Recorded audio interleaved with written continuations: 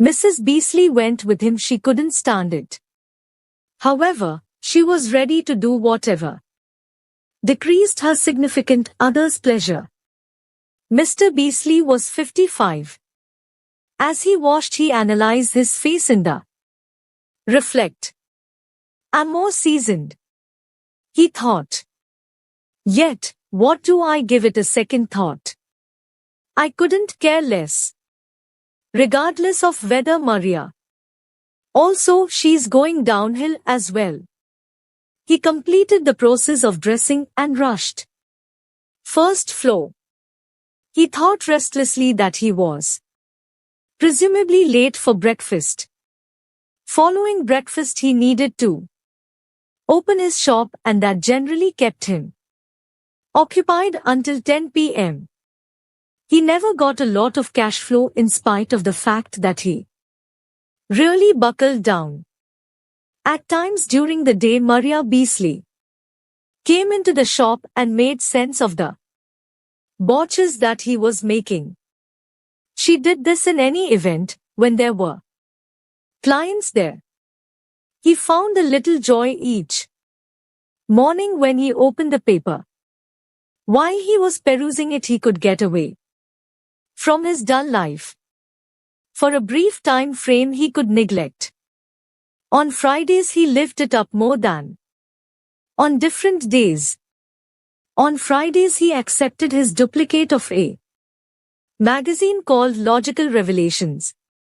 With Logical Revelations he got away from the dollhouse and his sad life into a seriously intriguing world.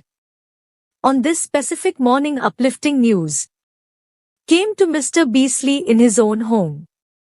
It arrived in a long envelope from a legal counselor. In all honesty, my dear Mr. Beasley shared with his significant other, somebody has kicked the bucket and left me $400,000. What he said. Where? Allow me to see. Don't keep the letter to yourself like that. Give it to me. Go on, he said. Read it. Drive your nose into it. Do you think it will help you? Goodness, she cried. The cash has proactively made you terrible. Indeed, he said nicely. I have been left $400,000. $400,000. We will have the option to have a level in New York, she said, or a little house in Miami. You can have around 50% of the cash, said Emma Beasley. You can do what you like with it. However, I expect to travel. Mrs. Beasley heard these words without delight. He had a place with her. She never loved losing whatever had a place with her. She generally needed to keep everything. Indeed, even things that had aged significantly and futile. So you need to leave me, she cried. I need to see different spots, surprising places, better places. In Logical Revelations it says that there are individuals with extremely lengthy necks. I need to see them. Furthermore, I need to see the tiny individuals who live in Africa and a portion of the abnormal creatures and birds. I need to visit the old urban areas of the Yucatan in Mexico. I have offered you a portion of the cash. Since you like city life, you like blending in with the rich and the popular. However, I like to travel. If you have any desire to accompany me. Gum. She didn't need to think well before noting I will come, she said. What's more, remember that I'm doing it for you. At the point when you're burnt out on strolling around with your mouth open, we will purchase a house. We will have a level in New York and a house in Miami. So Mrs. Beasley went with him. She loathed it, yet she was ready to do anything that diminished her better half's joy. Their processes brought them into profound backwoods. Their room walls and floors were frequently made of plain wood. Yet, outside the window there were wonderful perspectives.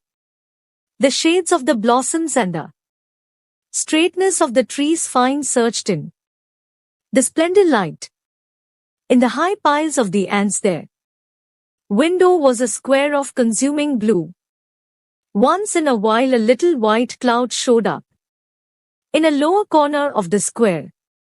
On islands in the sun they remained in cabins by the ocean.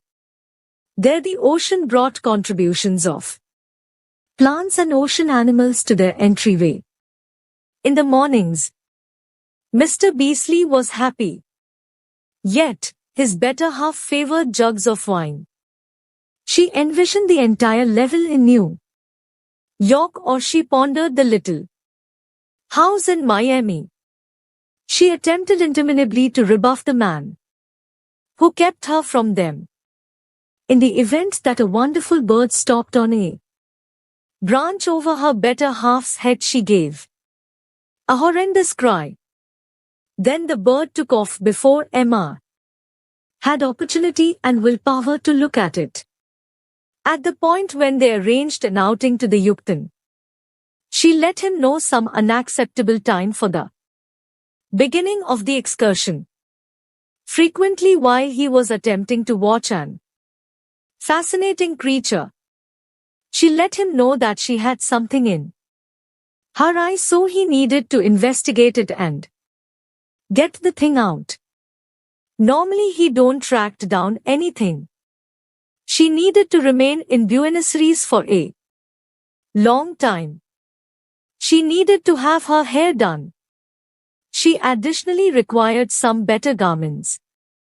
Mr. Beasley consented to these outings in light of the fact that he needed to be reasonable for her.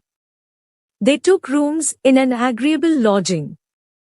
At some point, at the point when his better half was out shopping, Mr. Beasley met somewhat Portuguese specialist.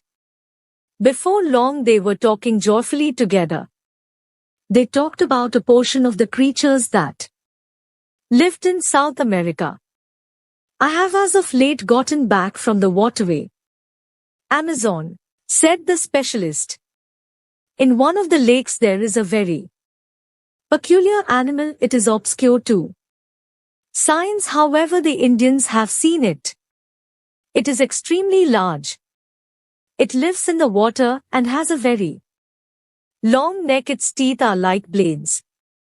Mr. Beasley was horribly invigorated. What a beast, he cried cheerfully. Yes, said the Portuguese specialist, it is surely fascinating. I should go there, cried Mr. Beasley. I should converse with those Indians. On the off chance that there's a beast in the lake, I should see it. Will you show me the way? Could you at any point accompany me? The specialist concurred, and they chose to get ready for the excursion right away. Mrs. Beasley got back from the shops and learned of the new arrangement with little delight. The two men made sense of that. They would live close to the obscure lake. They would invest their energy with the Indians. She was not satisfied. What's more, she talked inconsiderately to the little specialist. He just answered pleasantly. He had compelling reason need to stress. He would have been compensated fairly for his help.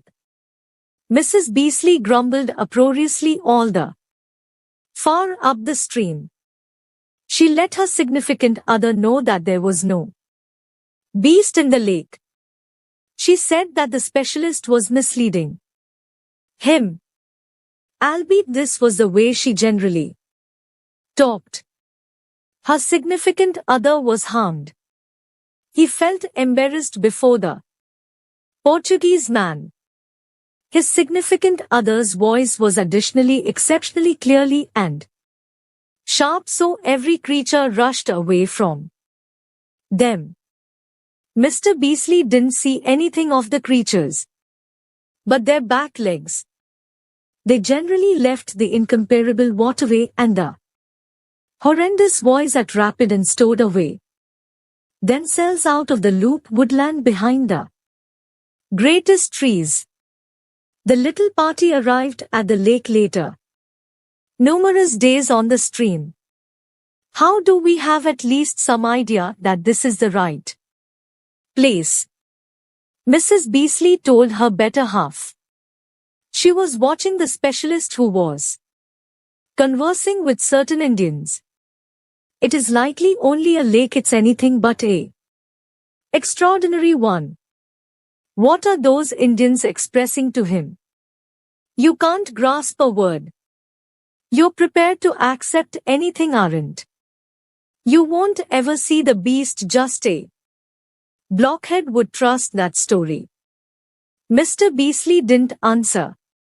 The specialist proceeded with his discussion with the Indians, and they gave him some valuable data. They educated him concerning an unfilled grass cottage, which was close to the lake. The little party tracked down this hart with incredible trouble. Also, they remained in it for a few days. Mr. Beasley watched the lake consistently. Be that as it may, he never saw the beast. He didn't see anything by any means. Mrs. Beasley was extremely happy with the consequence of their long excursion. Yet, she kept on looking furious. On one occasion she yelled at her better half, I won't carry on with this sort of life any longer, she said. I followed you starting with one spot then on to the next. I have attempted to watch you and deal with you constantly.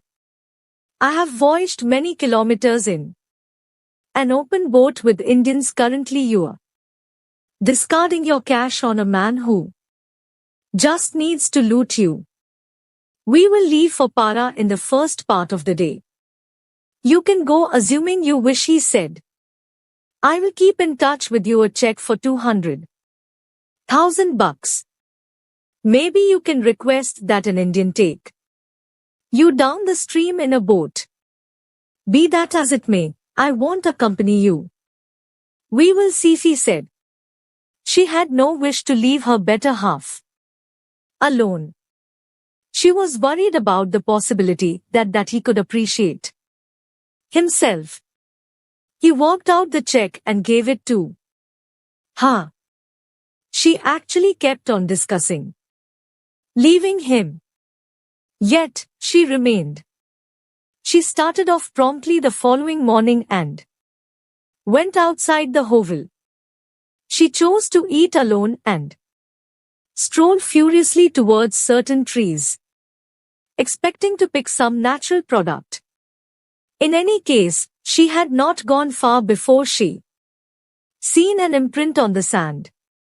It was an extremely enormous impression, almost a meter wide. The toes appeared to have sharp focuses. What's more, the following impression was 3 meters away. Mrs. Beasley looked without interest at the imprints which the beast had left. Her main inclination was outrage at the thought about her better half's prosperity. She was irate in light of the fact that the Portuguese specialist had been correct. She didn't shout out in energy. She didn't call to the resting men. She just gave a sort of unpleasant chuckle. Then she got a little branch which was lying on the ground. The beast's impressions had never been seen before by an European. Be that as it may, she brushed the first with the branch until it vanished.